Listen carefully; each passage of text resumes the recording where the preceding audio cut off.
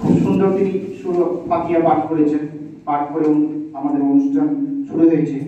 এবার আমরা আজকে যে কারণে সকলে একত্রিত হয়েছি সেই সম্বন্ধে খুব সুন্দর করে সমস্ত তথ্য তুলে ধরবেন। তার জন্য আমরা আমাদের ব্রাঞ্চ ইনচার্জ সাহেব মুজিবুল সাহেবকে কিছু বলার জন্য অনুরোধ করছি।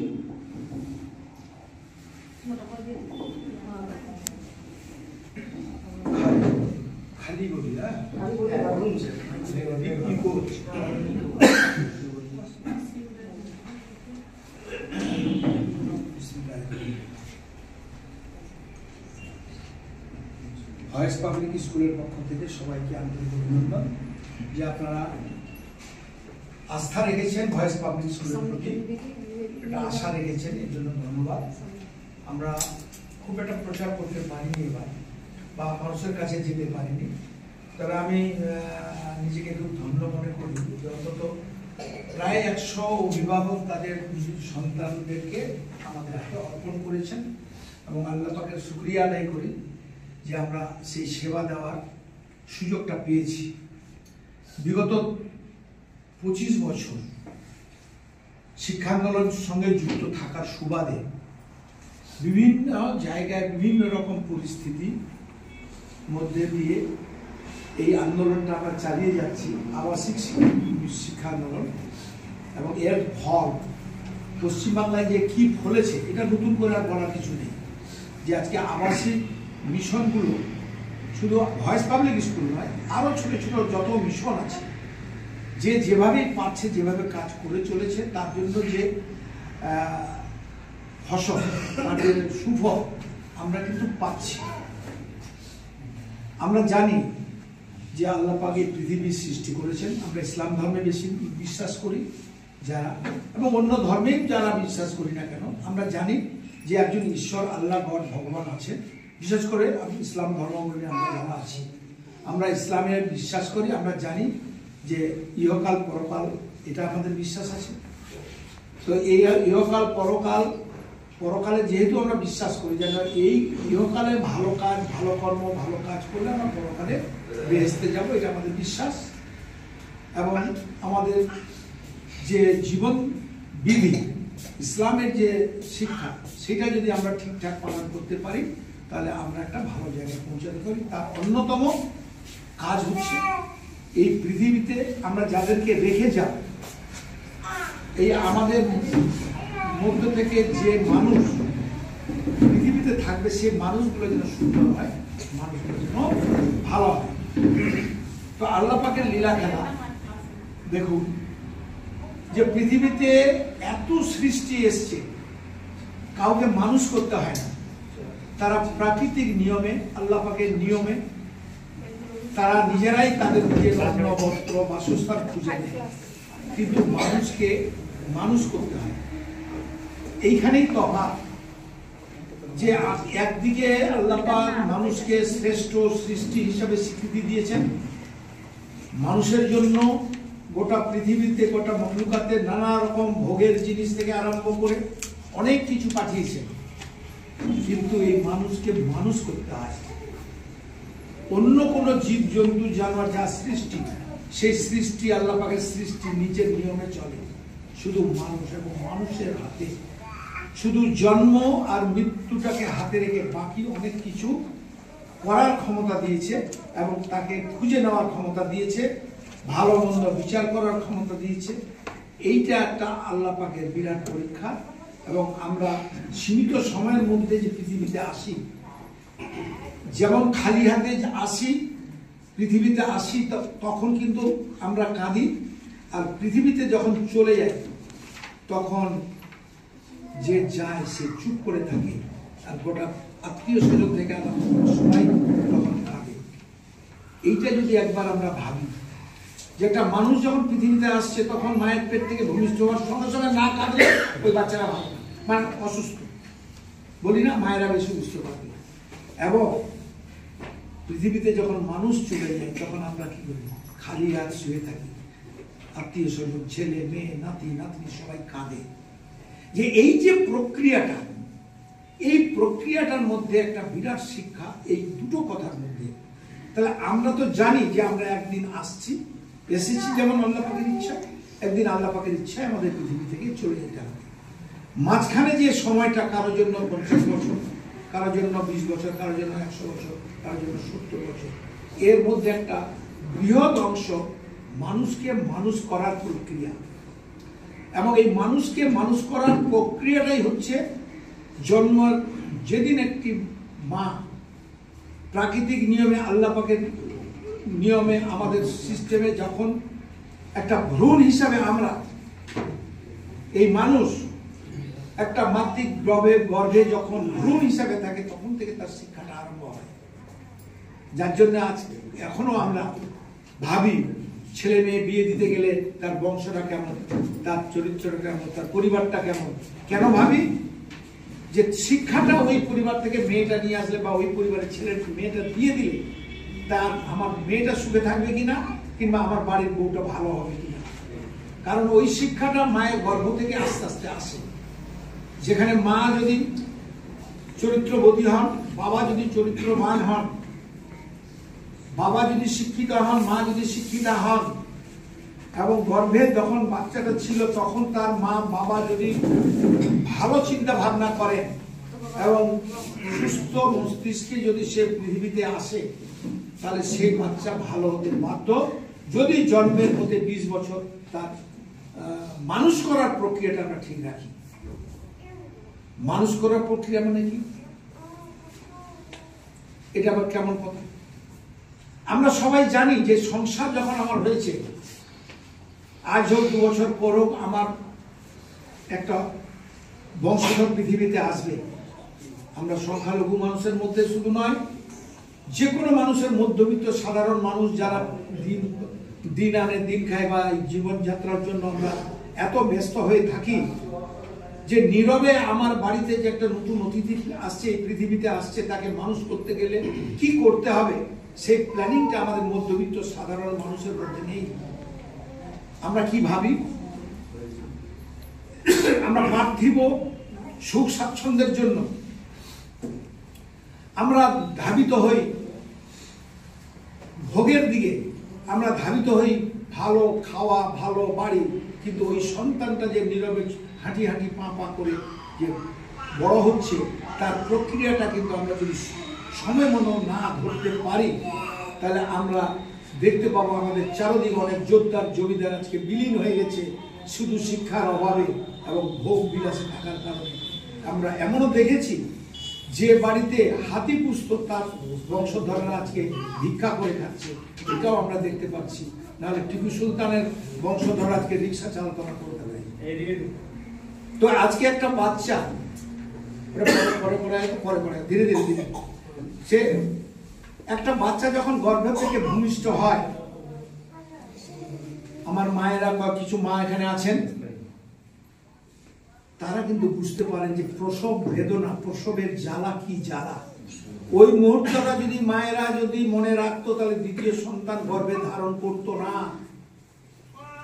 কিন্তু যখন এই বাচ্চাটা যখন পৃথিবীতে আসে, যখন কেঁদে ওঠে, তখন কিন্তু গোটা বাড়ি কোলাহল যুক্ত হয়ে যায়, সবাই হাসিতে হয়। ওই মা ওই শিশুর মুখটা দেখে সঙ্গে সঙ্গে তার সেই জ্বালা যন্ত্রণা। আজকে মায়ের দরজা আল্লাহ পাক বড় রেখেছেন এবং আমাদের হুজুর হযরত মুহাম্মদ সাল্লাল্লাহু আলাইহি ওয়াসাল্লাম বলেছেন যে মায়ের দরজা বাবার দরজা 3 গুণ উঁচা।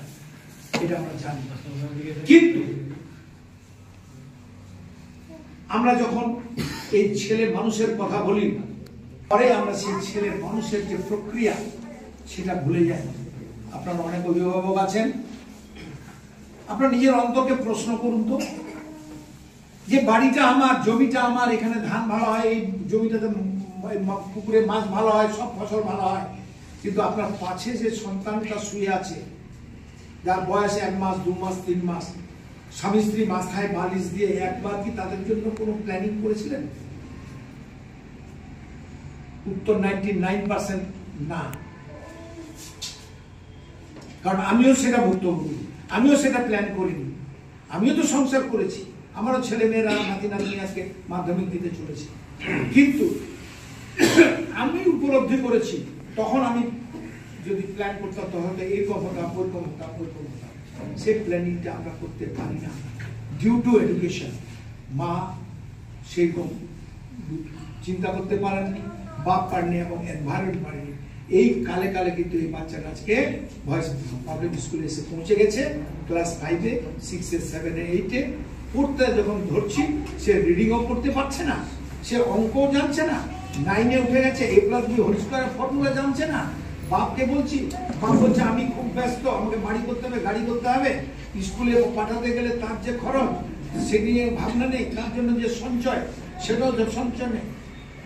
এই করে করে আজকে ভারতবর্ষ স্বাধীনতা 75 বছরে আজকে সংখ্যালঘুরা 2% হয়েছিল সেন্সার কমিটির রিপোর্টে। এবং এটাও ঠিক, আমরা কোরআন শরীফ যেমন আমাদের বৃহৎ ধর্মগ্রন্থ, বেদ বাইবেল থেকে আরম্ভ করে যারা যেটাই বিশ্বাস করেন, কোথাও কিন্তু লেখাপড়ার জন্য বলেনি হ্যাঁ যে আপনাকে কোথাও যেতে হবে না, পড়ার জন্য আমাদের সুযোগ চীনেও যেতে বলার অর্ডার আছে। এবং এটাও আছে সুরানাতে যে জাতি যে মানুষ যে পরিবার নিজের পরিবর্তন চায় না, আল্লাহ পাক তার পরিবর্তন করার না, এটা আমরা বিশ্বাস করি। তো আমরা যদি পরিবর্তন চাই, আমার সন্তানটা যদি পরিবর্তন তার চরিত্রে করতে হয়, তার শিক্ষা দীক্ষায় করতে হয়, তাহলে আমাকে পরিবর্তন হবে, আমার মনের পরিবর্তন করতে হবে। যার জন্য আজকে এই অভিভাবক সভা। কারণ আমি এখানে লক্ষ্য করেছি, শুধু না আমি সুন্দরবন থেকে আরম্ভ করে জলপাইগুড়ি থেকে আরম্ভ করে প্রত্যেকটা জেলায় ঘুরেছি 25 বছর ধরে। যখন আমার ছেলে ক্লাস 3-তে পড়ে তখন আমি একটা স্কুল খুঁজতে গেছিলাম, যে আমি তখন হকারি করি, বাল্ব বিক্রি করে বেড়াই রিক্সা করে, এই রায়গঞ্জ, বালুঘাট, ইসলামপুর, ডালখোলাতে বাল্ব বিক্রি করতাম দরজায় দরজায়।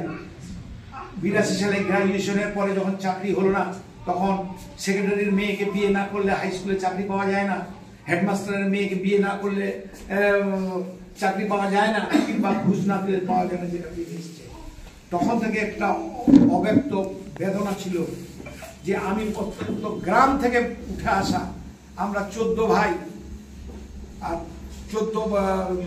5, 4, 9 বোন, 2টো বাপ, মানে বাবার জ্যাঠা, বড় আব্বা, 3টা মা, বড় আব্বার 2টা স্ত্রী, আমারও বাবার একটা স্ত্রী, আমরা 4 ভাই 4 বোন।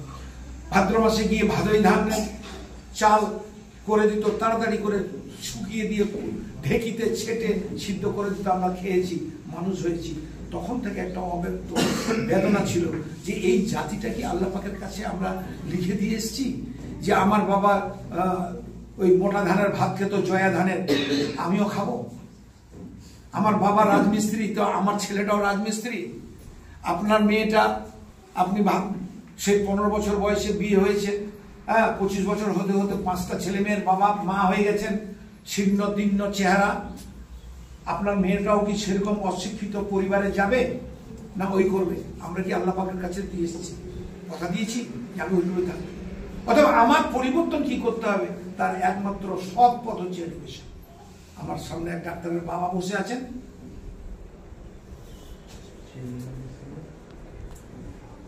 আমরা জানি, এই যে অভিভাবক গুলো জানি, আমি আমার বিশ্বাস এই অভিভাবক যে কোটায় বসে আছেন, হয়তো কেউ ডাক্তারের বাবা, কেউ মাস্টারের বাবা, কেউ বড় ব্যবসায়ীর বাবা হয়, মা বসে আছে, চাইতে আপনাকে হবে। তার জন্য আপনাকে কাজটা করতে হবে। যেটা ফেলে এসছেন ভুলে যান। আমরা 5 থেকে দায়িত্ব নিয়েছি ভয়েস পাবলিক স্কুলের পক্ষ থেকে। আমরা পারতপক্ষে চেষ্টা করব। আমি এখানে মুজিবুর রহমান আপনাদের কাছে একটা বলতে পারি, অভিভাবক হিসাবে যদি আপনারা আপনাদের দায়িত্বটা পালন করেন, আমার পাশে যে বসে আছে, একটু পরে আমি বলবো যে আমার বাংলা টিচার, আমার সুপারিনটেন্ডেন্ট, আমার ইংলিশ টিচার, আমার হিস্ট্রি টিচার, আমার জিওগ্রাফি টিচার, আমার টিচার সবাই আছেন। এরা খুব বিশাল শিক্ষিত না, বিএ পাস, এমএ পাস, তাদের পিএইচডি ডিগ্রি নেই, কিন্তু এইটা আছে, এইটা আমি তৈরি করতে পারবো বা পেরেছি আমি বিভিন্ন জায়গায় যে প্রোগ্রাম চালিয়ে এসেছি বা চলছে।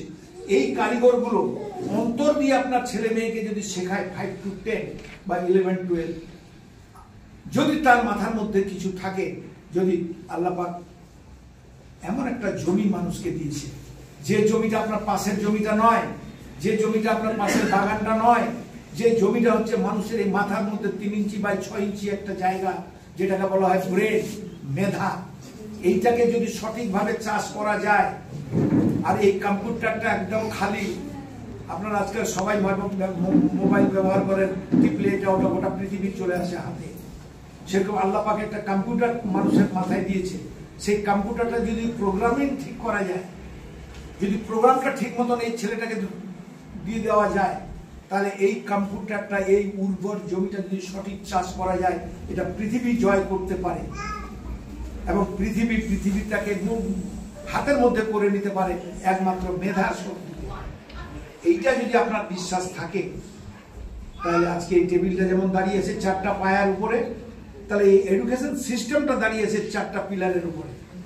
এক হচ্ছে অভিভাবক, এক হচ্ছে যে প্রতিষ্ঠানে বা যে স্কুলে বা যে এনভায়রনমেন্ট আপনি মানুষ হচ্ছেন তাদের চিন্তা ভাবনা, এরকম আপনার বাবা মায়ের ভূমিকা, স্কুলের ভূমিকা, এইটা সদর্থক সব যদি এক জায়গায় আমরা একত্রিত হয়ে একরকম ভাবনা ভাবি,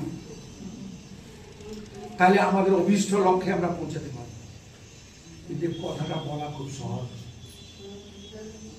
কারণ আমি আমার ভয়েস পাবলিক স্কুল পরিচালনা করব আমার চিন্তা ভাবনা দিয়ে, যে আমার ছেলেরা সন্ধ্যাবেলা ব্রাশ করবে কি করবে না, কোন জামা কাপড় পরবে, কিভাবে তার স্মার্টনেস তৈরি হবে, কি করে তার পড়াশোনা ডেভেলপ হবে, সে কেউ ইংরেজিতে ভালো হবে, কেউ অঙ্কে ভালো হবে, এটা ভালো হবে।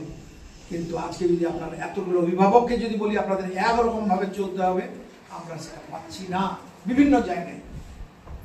সেটা যেন হয় ঠিকঠাক, তার জন্য আজকে প্রথম অভিভাবক সভা, যে আজ থেকে আমরা আমাদের চিন্তা ভাবনা আপনাদের কাছে শেয়ার করব, বা যতটুকু আমি আমার চিন্তা ভাবনা বললাম এতক্ষণ, তাহলে এইখানে আপনার আপনার যদি বাড়িতে একটা বা দুটো ছেলে মেয়ে আজকের নেই, এর বেশি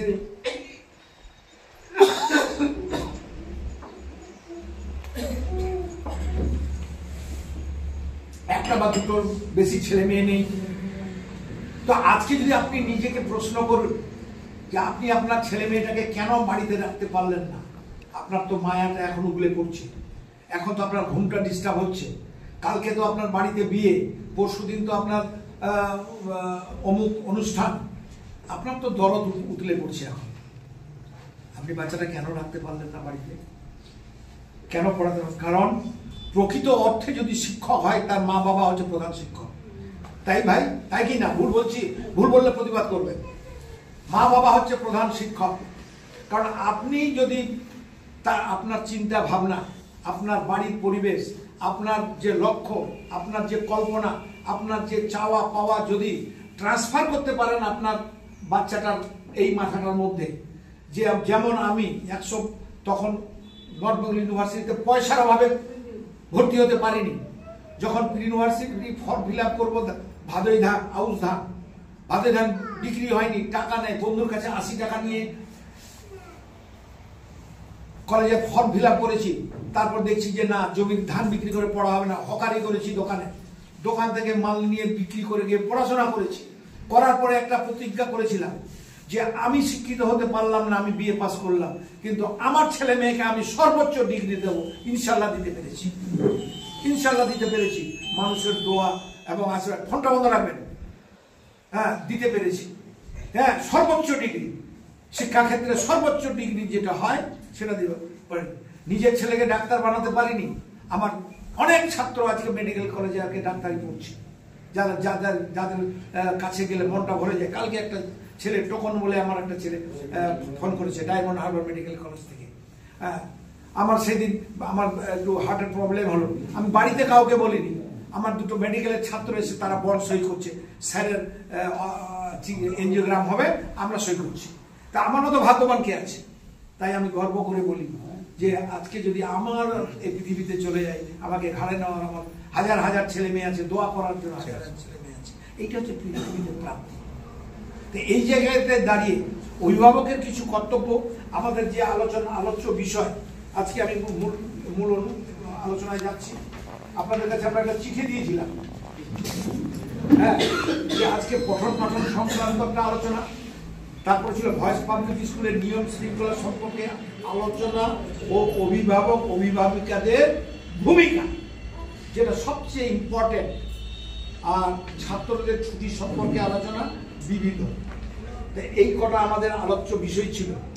তার মধ্যে পঠন পাঠন সংক্রান্ত আলোচনার মধ্যে এখন কিছু বলবো না, কেননা সবেমাত্র 20 দিন স্কুলটা হলো চলবে।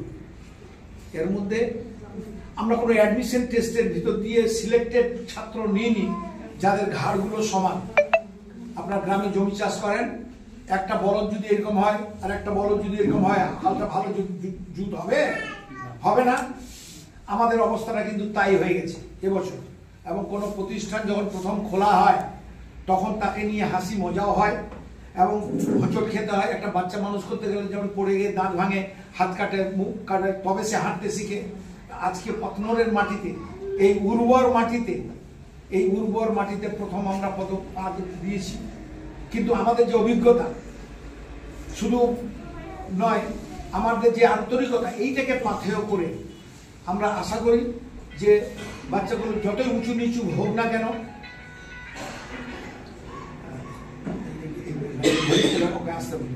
তো হোক না কেন, আস্তে আস্তে আস্তে আস্তে একটা সমতার মধ্যে আনতে পারবো ইনশাল্লাহ। এক্সেপ্ট 9, কারণ 9 যে 17টা বাচ্চা, 14-15টা বাচ্চা আছে, তাদের অভিভাবকরা যদি থেকে থাকেন, A+B হোল স্কয়ারের ফর্মুলা জানে না, পার্টস অফ স্পিচ জানে না, পার্সন কি জানে না, পদ প্রকর পদ কি জানে না, পদ অপ্রকার জানে না, ভয়েস চেঞ্জ জানে না, ন্যারেশন জানে না, ঘুমিয়ে 8 পাস হয়ে গেছে, আপনিও ঘুমিয়েছিলেন, এবার বলছেন যে ভর্তি করতে হবে। আমাদের দরকার, আমরা ব্যবসা করতে এসেছি, ধরে নেন আমরা ব্যবসা করতে এসেছি, কারণ পৃথিবীটা স্বার্থে। আমি একটাই হচ্ছি, আমি একাধারে যেমন বলি যে স্বার্থ ভালো না, দয়া মায়া এই সমস্ত ভালো গুণ, কিন্তু আমরা পৃথিবীতে এসেছি, আল্লাহ পাক আমাদের স্বার্থটা বুঝে নিতে বলেছেন। আল্লাহ পাক বলে দিয়েছেন 5 ওয়াক্ত নামাজ পড়ো তুমি বেহেশত পাবে, স্বার্থ। 5 ওয়াক্ত নামাজ পড়বো স্বার্থ। ছেলে মানুষ করো, সুচরিত্রের ছেলে মানুষ করো, এটা তোমার পৃথিবীতে রেখে যাবে, তার জন্য তুমি একটা পুণ্য পাবে, এটাও স্বার্থ। ছেলে ভালো রোজগার করবে, আমাকে বুড়ো বয়সে দেখবে, সেটাও স্বার্থ। আমার ছেলে দাঁড়াবে, আমার বাড়িটা বড় হবে, আমার বাড়ি শিক্ষিত হবে, আমাকে শিক্ষিত বলবে, এটাও আমার স্বার্থ। আমরা সবই জানি যে এটা করলে পাপ, এটা করলে পুণ্য। তাহলে আজকে আমরা স্বার্থটা বুঝে নিতে হবে আপনাকে, যে আপনার ছেলেটাকে আপনি কিভাবে মানুষ করবেন। কারণ ছেলে মানুষ করতে গিয়ে যে খরচটা হয় ওটা কিন্তু চট করে দেখা যায় না।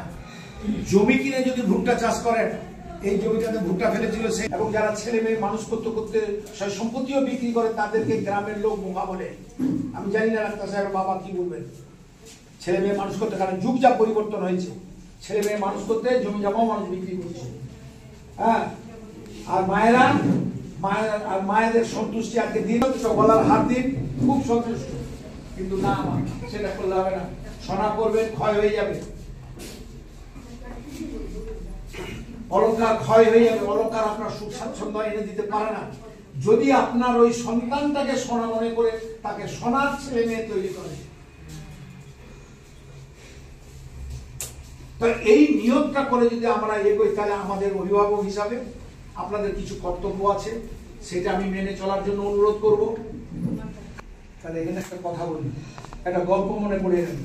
এই আবেগ কিভাবে কেড়ে দিলেন। ওই গ্রামে গ্রামে যে খুলবি করে একটা ডিম নিয়ে ঘোরে না, সেই ডিম বিক্রি করে ছেলে মেয়েদেরকে 6টা ছেলেকে মানুষ করেছিলেন। তার মধ্যে একটা ইঞ্জিনিয়ার, একটা ডক্টর, একটা হচ্ছে ইঞ্জিনিয়ারিং কলেজের প্রফেসর, এরকম সব। আমি বলেছিলাম তখন আমি কিন্তু ছেলে মেয়ে মানুষ করছি, আমি বলেছিলাম যে আপনি একটু মন্ত্রটা আমাকে দিন না, আপনার ছেলে মেয়েগুলোকে আপনি সেই হরিশ্চন্দ্রপুরের প্রত্যন্ত গ্রাম থেকে, গ্রামের নাম মালিও, যেখানে হেঁটে যেতে হতো, তো একটু মন্ত্রটা শিখিয়ে দিন যে ছেলে মেয়ে, আপনি তো গ্রামে ছিলেন, একদম লেখাপড়া জানেন না, কোন রকম সই করতে পারবেন, তো আপনার ছেলেরা এত উচ্চ শিক্ষিত হলো কেন, কিভাবে করলেন? বলে রে বাবা, এটা করতে গিয়ে আমার বউ থাকবে না পাশে, এই অবস্থা হয়েছিল। বাড়ি কেমন বউ থাকবে না, 6টা ছেলে মেয়ে হয়ে গেল। বলছে প্রথম, মায়েরা অন্যভাবে নেবেন না কথাটা, বলছে প্রথম আমি একটা তার কেটেছিলাম, আমার বউকে বাপের বাড়ি যেতে দিইনি, বউকে কোনোদিন বাপের বাড়ি যেতে দিইনি। কখন যেতে দিইনি? যতদিন স্কুল খোলা থাকবে, মানে 100 দিনে স্কুলকে উপস্থিত থাকতে হবে, কোনোদিন অ্যাবসেন্ট থাকবে না আমার ছেলেমেয়েরা স্কুলে। তাহলে বাপের বাড়ি যাওয়া যাবে না তো? যে কালকে একটা অনুষ্ঠান, পরশু একটা জালসা, 3 দিনের জালসা, দেখলাম বড় বড় জালসা হয়, এই জালসার জন্য বাড়ি নিয়ে যেতে হবে, হ্যাঁ, অমুকের জন্য বাড়ি নিতে হবে, ওই চাচাতো মামাতো ভাইয়ের বিয়ে আছে, সেখানে 4 দিন নিয়ে বলছে আমার ছেলেমেয়েরা কোনোদিন বিয়ে খায়। পারবেন? পারবেন? নিজেকে প্রশ্ন করেন। মিশনে দিয়েছেন, বলছে না যেতে দিইনি, বিপদ হয়েছে দৌড়ে গেছি, দেখে এসছি। বলছে আমার শ্বশুর ইন্তেকাল করেছে, ছেলে মিশনে আছে, মিশন থেকে নিয়ে এসে জানাজার ওখান থেকে দেখিয়ে, নানার মুখটা দেখিয়ে মাটি দিয়ে দোয়া দরুদ করে আবার গাড়িতে করে মিশনে রেখে এসেছি। কেন? যা 15 দিন পর পরীক্ষা। তবে আজকে এই জায়গায় পৌঁছাতে পেরেছি। আপনাদের কাছে এই জন্য অনুরোধ, আপনারা প্রশ্ন করুন আমি এই গল্পটা কেন শোনালাম। পারবেন মানতে? যদি মানতে পারেন তাহলে এই অভিভাবক সভা আমার সাকসেস, নাহলে হবে না। আপনিও সাকসেস হতে পারবেন। আপনাকে সব আবেগকে ভুলে যেতে হবে।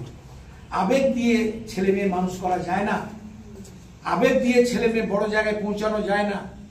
দেয়ার is no substitute for hard work. কঠোর পরিশ্রমের কোনো বিকল্প নেই। আপনি যে গ্রামে দাঁড়িয়ে আছেন, আপনারা যারা সাকসেসফুল ব্যক্তি, তারা কিন্তু কঠোর পরিশ্রম করে যে রাস্তাই করুন না কেন, সে গৃহস্থালি করুন, জমি জমা করুন, ভুট্টা চাষ করুন, ব্যবসা করুন, যাই করুন, ছোটখাটো করুন না কেন, এই যে মানুষটা হাসছে, সকাল থেকে ট্রাক্টরের উপরে উঠে, একটা মেয়ে আমার কাছে এবার ছিল, আছে, ছেলেটাও আমি এখানে নিয়েছি, দৌড়ে চলে এসেছে মানিকচক থেকে। স্বাস্থ্যটা 10 কেজি কমাতে বলেছিলাম, 5 কেজি কমিয়েছে, আরো 5 কেজি কমাতে বলছি। খাওয়াটা কমিয়ে দিন, শরীরটা খারাপ, বাঁচতে হবে। আপনি সুস্থ না থাকলে আপনার পরিবার সুস্থ থাকবে না, আপনার ছেলে মেয়ের জন্য আপনি কিছু করতে পারবেন না। এই কাজগুলো আপনাকে করতে হবে। তাই পঠন পাঠন নিয়ে আমাদের এখন বক্তব্য কিছু নেই। পঠন পাঠন নিয়ে যখন আমরা বলবো ফার্স্ট টার্ম পরীক্ষার পর, তখন আমরা ধরে ধরে একটা ছেলে, একদিকে ছেলে বসাবো, একদিকে গার্জেন বসাবো, কি অবস্থা না অবস্থা সেটা তখন বলবো। ভয়েস পাবলিক স্কুলের নিয়ম শৃঙ্খলা সম্পর্কে আলোচনা, অভিভাবকদের ভূমিকা। তো অভিভাবকের ভূমিকার সম্পর্কে বিভিন্ন যে সমস্যাগুলো, সেগুলো তো পেয়েই গেলেন, মোটামুটি একটা আভাস দিলাম। কত গার্জেন আমার সচেতন, আপনারা জানেন এটা বেসরকারি স্কুল, আমাদেরকে বাচ্চাগুলোকে বিভিন্ন জায়গায় ভর্তি করে রাখতে হয়, কিন্তু আমরা সেই স্কুল নই যে আপনি যেখানে সেখানে ভর্তি করে রাখবেন আর আমরা শুধু পড়িয়ে দেবো, পরীক্ষার সময় নিয়ে গেলেন, যখন আসলেন তখন খুশি। সেই স্কুল মনে করে যদি কেউ এখানে এসে থাকেন, তাহলে তাকে হয় পরিবর্তন করতে হবে, না হয় পরিত্যাগ করতে হবে।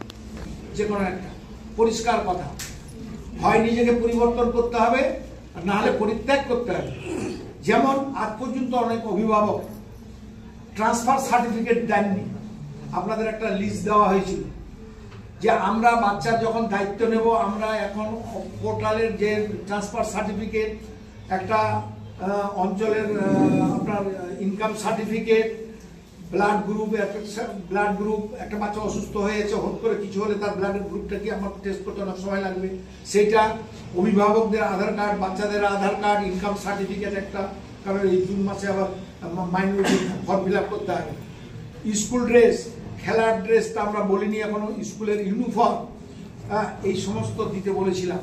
কিন্তু দুঃখের বিষয়, আমার টেলার যদি এসে থাকেন, বাইরে বসে আছেন, সেই বোধটুকু আমার অভিভাবকের এখানে আমি দেখতে পাচ্ছি না যে একটা স্কুল প্রপার যখন চলবে, তাহলে সবকিছু তাকে সঠিকভাবে সরবরাহ করতে হবে একটা ছেলে মেয়ে।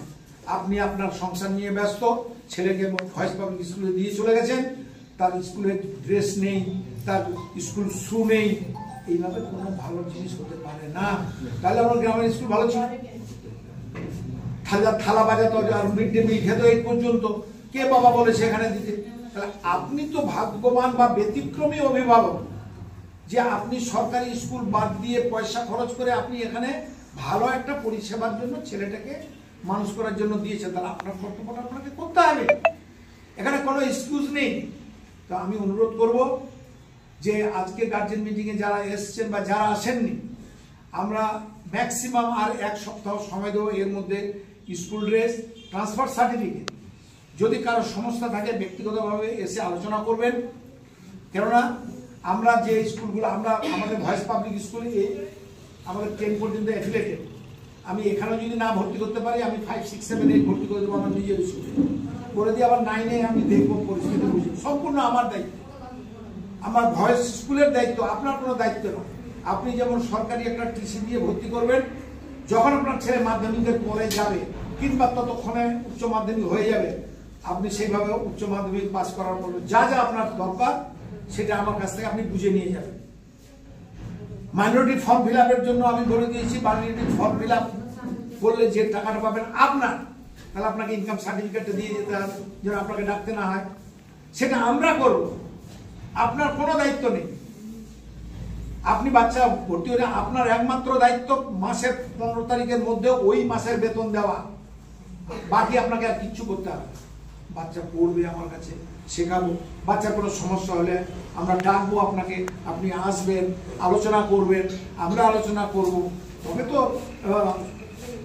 সব কিছু মিলে আমরা ভালো কাজটা করতে পারবো।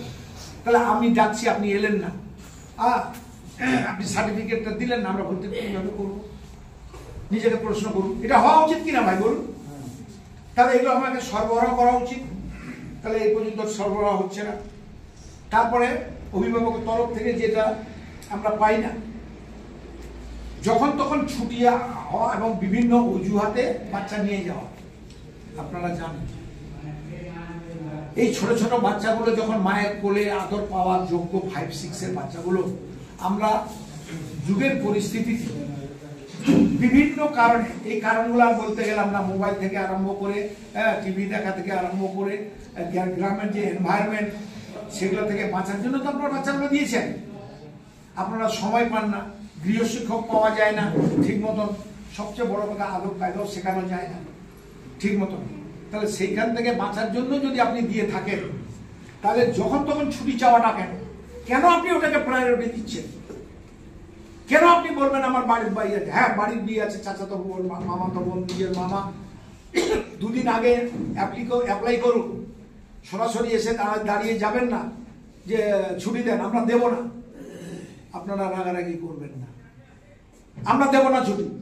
আপনার যদি বিয়ে থাকে, হ্যাঁ, আমি এই ক্ষেত্রে বলতে চাই, ওই আত্মীয়টা যদি আমার আত্মীয় হয়, আমার ভালো চায়, আমার ছেলে মেয়েকে বিয়ে খাওয়াতে চায়, তাহলে সে তার ছেলের বিয়ে বা মেয়ের বিয়ে বা অনুষ্ঠান করবে কখন? যখন স্কুল বন্ধ থাকবে, হস্টেল বন্ধ থাকবে, জানে যে অমুকের ছেলে মেয়ে মিশনে পড়ে ওরা আসতে পারবে না, তাহলে আমি ডেটটা কেন করবো? তাহলে সে আত্মীয় আপনার আত্মীয় নয়, আপনার ছেলে মেয়ের ক্ষতিকারক। এইটা আপনাকে বুঝতে হবে, এটাই হচ্ছে স্বার্থ, এটাই হচ্ছে স্বার্থ, এটা আপনাকে দেখতে হবে। আপনার ছেলেকে বিয়ের জন্য 3 দিন নিয়ে গিয়ে রাখবেন, 3 দিনের অঙ্কটা পারবে বলুন? 3 দিন যে পরে বিস্কুট দিয়ে দাঁড়ান। তো আজকে আপনার এই ছেলে মেয়ে, ছেলেটা যদি 3 দিন না থাকে, 3 দিনের যে পঠন পাঠনটা হবে, ধরুন 2 প্রশ্নমালার অঙ্কটা হচ্ছে, 3 প্রশ্নমালায় চলে গেছে 4 প্রশ্ন, ওই বাচ্চাটাকে কি কোনো মিশনের পক্ষে দেওয়া সম্ভব বলুন? পার্টস অফ স্পিচ পড়াচ্ছে, টেন্স পড়াচ্ছে, পাস্ট প্রেজেন্ট টেন্স পড়া হয়েছে, পাস্ট টেন্সে ঢুকেছি আমরা, সেই সময় 4 দিন নাই, বাচ্চাটা কি করে দেখবে? এই জিনিসটা যে অভিভাবক বুঝতে পারবেন,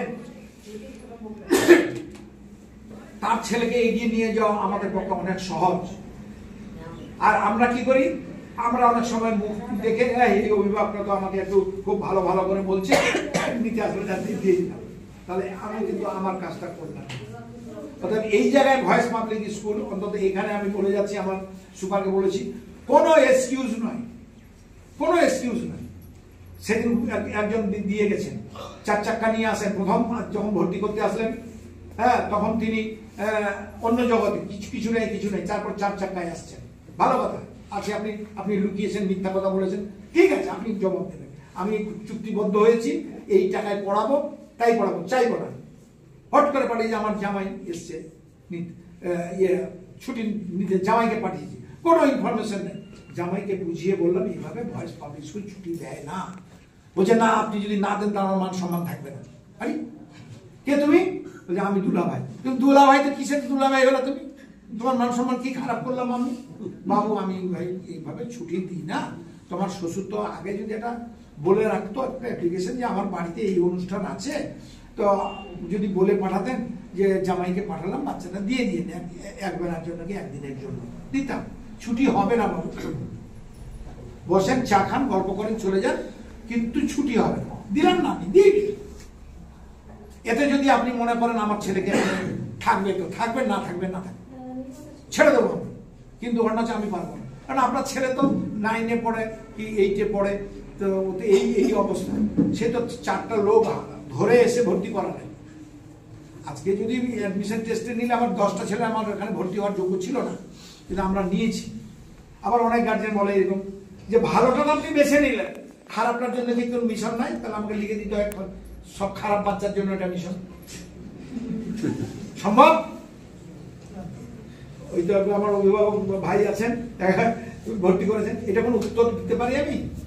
হ্যাঁ, তাহলে এই ব্যাপারগুলো বুঝতে হবে যে আমরা কি অবস্থায়, আমরা যখন যৌথ দায়িত্ব নিয়েছি তাহলে আমরা এমন একটা সিস্টেমের মধ্যে চলব যেটা আপনাদের সবাইকে মান্যতা দেওয়া উচিত, তাতে আপনারও লাভ, আমারও লাভ, এবং প্রতিষ্ঠানটা আপনার।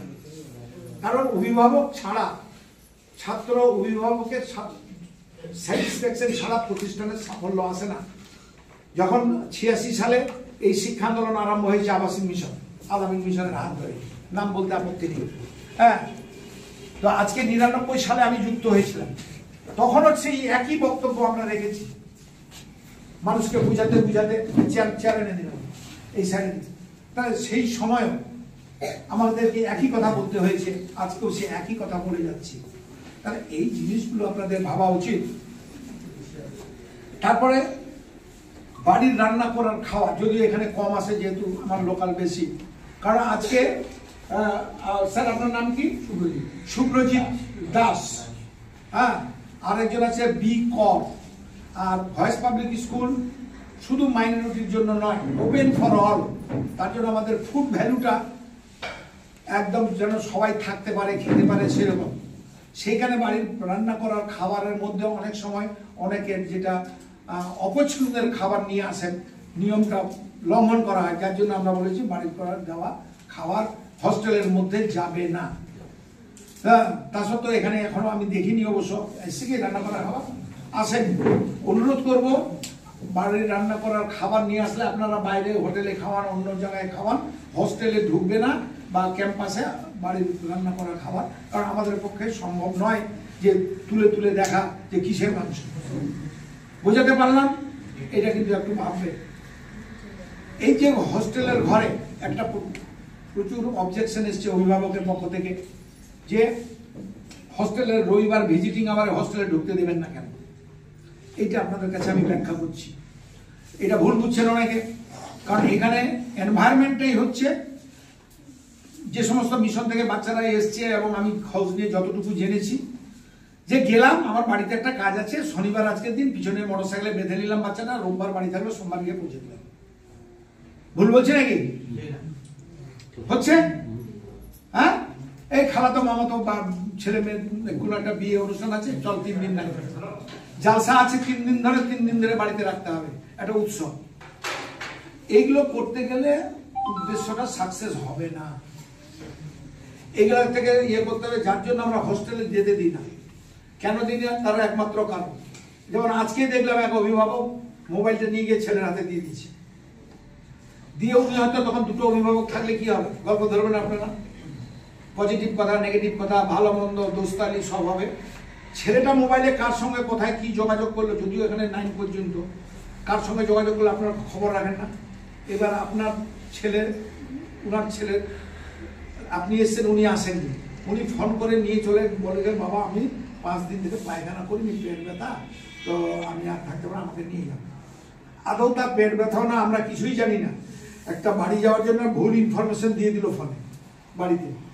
উনি আমাকে রেগে বলছেন মাস্টারমশাই 5 দিন ছেলেটা পায়খানা করে নিতে আপনারা দেখেননি, আপনারা কি দেখভাল করছেন? মাথা গরম করে বলে দিলাম এগুলো হামেশাই ধমকি আমরা শুনি। এইটা যেন না হয় তার জন্য মোবাইল, বাইরে বাচ্চা আসবে, মোবাইল শুধু নিজের ছেলেকেই দেবেন।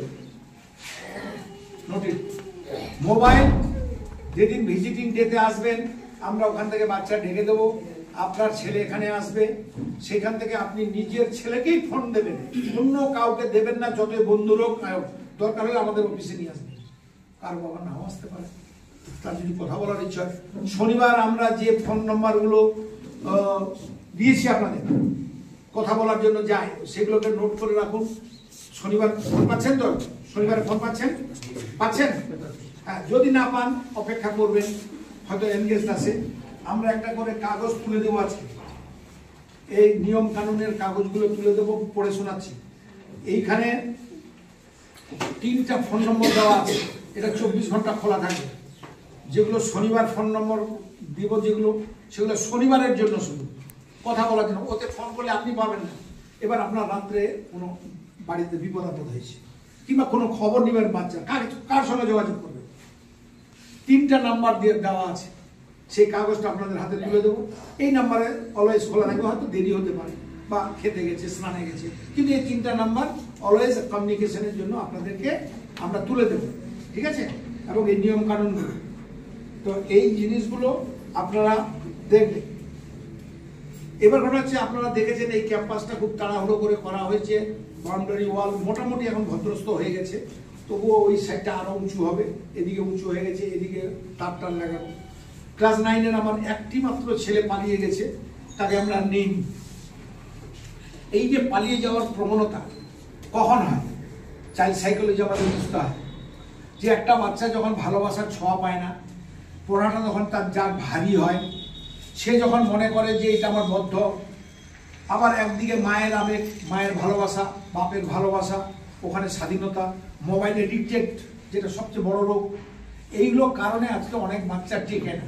কিন্তু আল্লাহ পাকের রহমতে এখন যে অবস্থা আমাদের, আশা করি কোনো ছেলে পালাবে না। তো আপনারা যখন ভিজিটিংয়ে আসবেন, আপনারা যখন বাচ্চাদের সঙ্গে কথা বলবেন, অন্তত মোটিভেশনাল একটাই কথা বলবেন, যে ওরা যেন পালিয়ে না যায়। মানে না বলে পাচির চোখে যে কোনোভাবে, কারণ এতগুলো বাচ্চা একটু চোখের পলকে তো ভুল হতে পারে আমাদের, সামনে কিন্তু রাস্তা, যে কোনো সময় বাস, আর বেশিরভাগের লোকাল চলে যেতে পারে। আপনারা অন্তত সেইটা বলবেন। যদি বাচ্চাদের সঙ্গে কথা বলে তার মনের মনোবিকার যদি কিছু লক্ষ্য করে যে বাচ্চাটা খুব ডিপ্রেশনে আছে, সেটা আমাদের সাথে আলোচনা করলে আমরা আলোচনার পরে আমরা সিদ্ধান্ত নিতে পারবো যে না, এই বাচ্চাটাকে 2 দিনের জন্য বাড়ি পাঠানো দরকার। তাহলে এই যেন পালিয়ে না যায়। আর যদি পালিয়ে যায় তাহলে কিন্তু পরিস্থিতি বুঝে আমরা সেই বাচ্চাকে নাও নিতে পারি। যেমন ক্লাস 9-এরটা নিয়ে অথচ আমার মনে হয়েছিল এই ছেলেটা, আমি বলেছিলাম যে লক্ষণ থেকে বলেছিলাম এই ছেলেটার দিকে লক্ষ্য রাখতে হবে, তাই হলো একটু কিছুটা আঁচ পাই। তো এরকম একটা হলো। 2 নম্বর কথা হচ্ছে টাকা পয়সা। আরো কিছু চেয়ার দিয়ে দিন না, আর হচ্ছে টাকা পয়সা। পালিয়ে যাওয়ার অস্ত্রটা পায় বাচ্চারা, টাকা পয়সা হাতে থাকে। আমরা টাকা পয়সাগুলো তুলে নিয়েছি।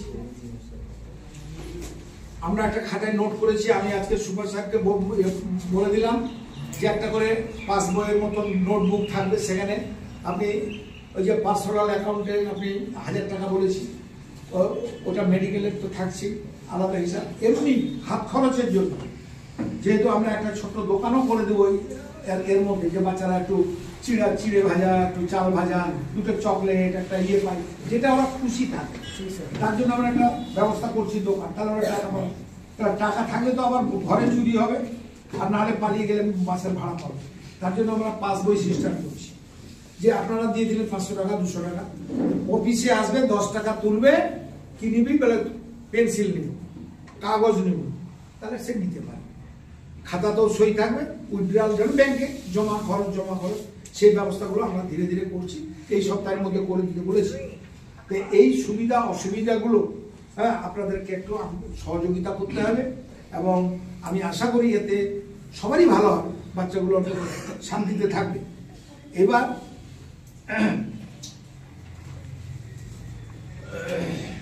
তো সেটা বললাম। তো তো এইগুলো আমরা একটা লিপিবদ্ধ করেছি একটা কাগজে, যেটা পরীক্ষার সময় আমরা দিই। এটা কিন্তু একটা অভিভাবকদের দিয়ে দেবেন, একটা করে সই করে নিয়ে যান। আর ডবল কপি আছে তো,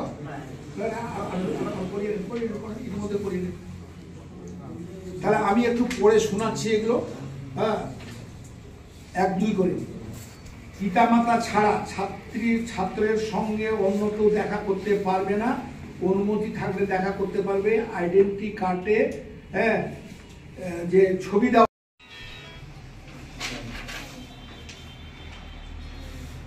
আচ্ছা এইগুলো কিছুটা ছাত্রদের জন্য লেখা আছে। আর ফোন, আপনারা যদি ফোন করেন অন্যান্য দিনে, শনিবার তো আমরা ফোন করি, 10টা থেকে 4টার মধ্যে, 10টা থেকে 4টার মধ্যে যে কোনো খবর নেবেন, বিপদ আপদ ছাড়া। বিপদ আপদ ছাড়া এমনি যদি আপনি ফোন করতেই পারেন সুপারকে, যে আমার ছেলেটা কেমন আছে, আমার এটা মেয়ে নাকি, ছেলেটা কেমন আছে, কোনো সুবিধা অসুবিধা কিছু চাই নাকি, আপনারা চেষ্টা করবেন 10টা থেকে 4টার মধ্যে ফোন করতে। কেননা আমরা যদি অভিভাবকদের পিছনেই সময়টা নষ্ট করে দিই, তাহলে তার তো বাচ্চাদের তো দেখভাল করতে হবে, তার পিছনে তো থাকতে হবে, সেটা দেখবে। অসুখ বিসুখ সংক্রান্ত ব্যাপারে বলি, জ্বর জারি ছোটখাটো আমরা প্রথমত দেখব লোকাল ট্রিটমেন্ট করে, বা যেমন খারাপ হলে আমরা হসপিটালাইজ করবো, আমরা কোনো রিস্ক নেব না। আপনাদের কাছ থেকে 1-1 বছর সময়, এই বছরটা নিচ্ছি, আগামী বছর ইনশাআল্লাহ সাহেব কথা দিয়েছে যে একটা গাড়ি দিয়ে দেওয়ার জন্য এখানে অ্যাম্বুলেন্স। যেমন মালদা ব্রাঞ্চ আমার এখন 400 মেয়ে, অ্যাম্বুলেন্স 24 ঘন্টা থাকে, এখানেও একটা সেই ব্যবস্থা ইনশাআল্লাহ হয়ে যাবে। আমরা সেভাবে এগোচ্ছি।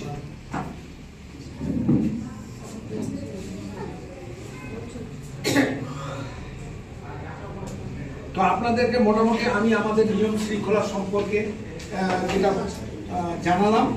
আশা করি এমন কোনো এখানে নিয়ম আমরা ইনক্লুড করিনি যেটা আপনাদের পক্ষে খুব কষ্টসাধ্য।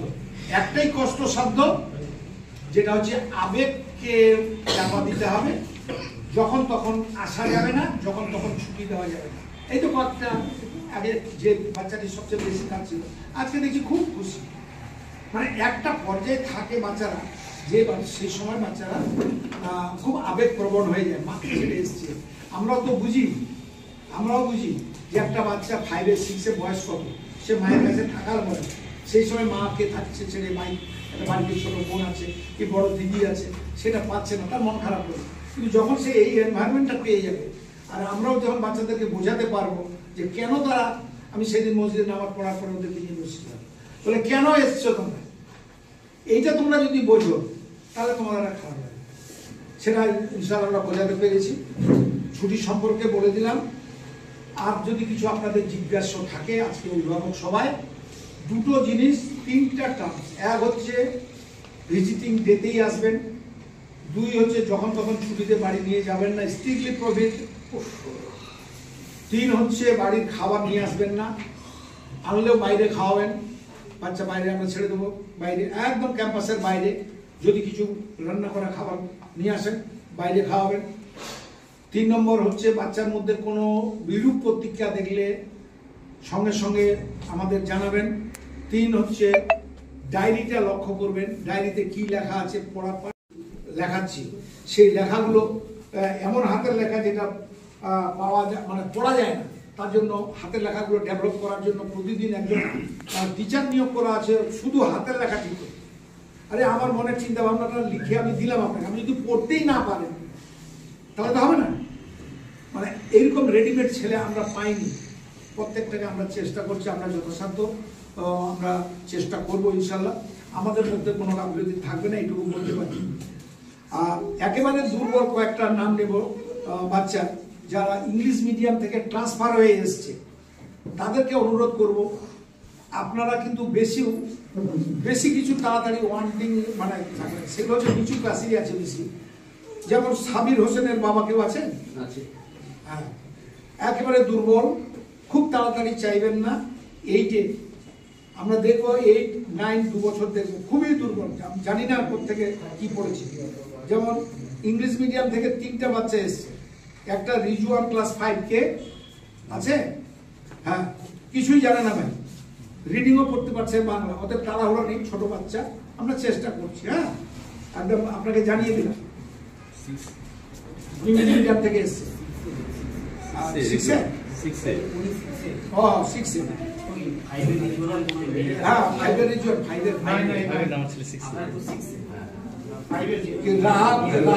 আজম ক্লাস 7 রিডিং এ পড়তে পারে না, ক্লাস 7 এ উঠে গেছে, মানে করোনা খেয়ে নিয়েছে। বাবর আলী ক্লাস 9, কেউ আছেন? হ্যাঁ, একেবারে কি করে কোথায় ছিল ভাই?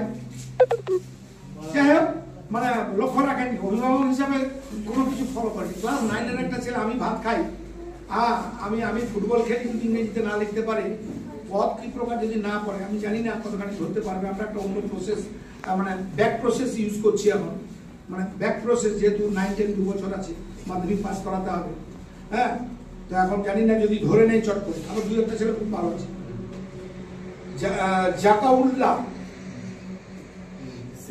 কেউ আছে 7 এর?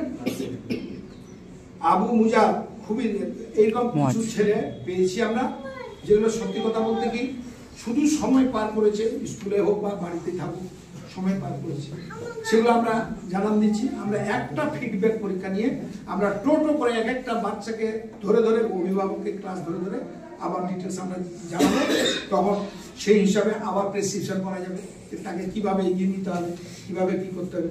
কারণ আমরা স্বপ্নের ফেরিওয়ালা, পরিষ্কার স্বপ্ন দেখতে ভালোবাসি।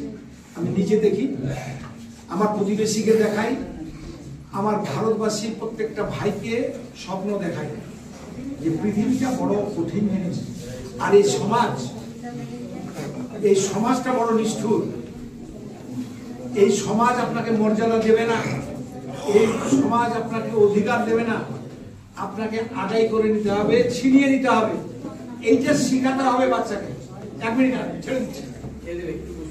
এইটা যদি বাচ্চার মধ্যে যদি না ঢোকাতে পারেন, তাহলে আজকে শিক্ষিত মানুষরা রাস্তায় ঘুরে বেড়াচ্ছে, অশিক্ষিত নেতারা বড় বড় বাড়ি বানাচ্ছে, তাদের পিছনে পিছনে লক্ষ লক্ষ টাকা নিয়ে আমরা ঘুরছি। এর পরিবর্তন হবে না। রাজনৈতিকভাবে নেবেন না, এটা রাজনৈতিকভাবে নেবেন না।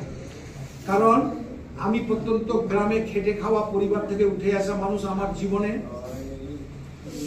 65 বছরে আমি যাদের উপলব্ধি করলাম, স্টুডেন্ট লাইফ থেকে আরম্ভ করে টিললাম, গ্রামের একটা অশিক্ষিত মানুষ, তার পয়সা আছে, সে মাদ্রাসার সেক্রেটারি, একটা ইমানদার ছেলে বিয়ে পাস এমএ পাস, তার কোনো মূল্য নাই, সে গরিব ঘরের ছেলে। এটা আমরাই তৈরি করছি। ইমাম যতই হোক না কেন,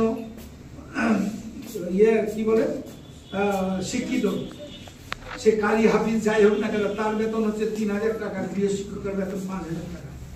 এটা আমাদের তৈরি, আমরা অভিশপ্ত সিস্টেম করে রেখেছি। এই জায়গা থেকে আপনার পরিবার, আপনার সন্তানের মুক্তির একমাত্র পথ ছেলেকে সুশিক্ষিত করা, অধিকার সম্পর্কে সচেতন করা। স্কুলেও যে থাকবে সেটাও আপনাকে শিখিয়ে দিতে হবে যে পড়াটা শিক্ষকের কাছে ভালো করে বুঝে নিন, এইটা আপনাকেও শিখিয়ে দিতে হবে। আজকে এই সভায় আসার জন্য, আমাদের এই আহ্বানে আসার জন্য আপনাদের ধন্যবাদ জানাচ্ছি। এবার আমি একটু পরিচয় করিয়ে দেব, আমরা এখানে কে কি পদে আছি।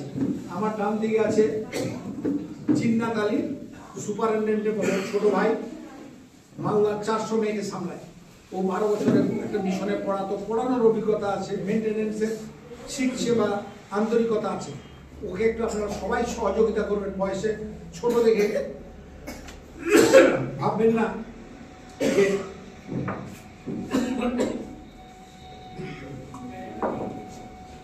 ওকে আপনারা সহযোগিতা করবেন কাজ করার জন্য।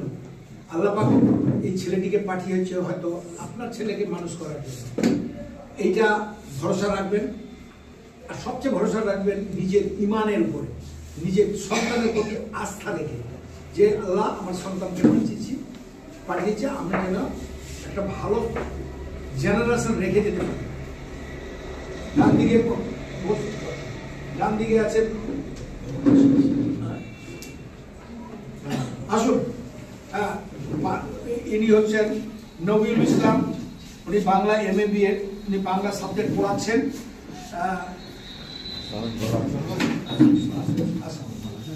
উনি কি টিচার ইনচার্জ হিসাবে আছেন,